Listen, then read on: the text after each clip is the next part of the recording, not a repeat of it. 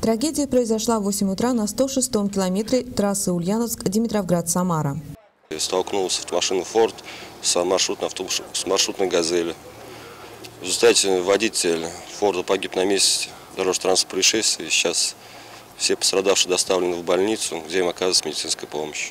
По положительной версии, скорее всего, водитель автомашины «Форд» уснул за рулем. Водитель «Форда» двигался со стороны Самары и, выехав на встречную полосу, совершил столкновение с маршрутным автобусом «Газель», который направлялся из Димитровграда в Новую Малыклу. На место аварии выехали сотрудники полиции, следственно-оперативной группы и МЧС. Всех пострадавших доставили в Новомалыклинскую больницу. Участок дороги, на котором произошло ДТП, был перекрыт. Машины, движущиеся со стороны Самары и со стороны Димитровграда, ехали в объезд по полю. Авария унесла 3 жизни. Оба водителя и 1 пассажир «Газели» погибли. Травмы различной тяжести получили 7 человек, из них 1 ребенок 12 лет. Татьяна Елисеева, Анжелика Барвинок. Новости Димитровграда.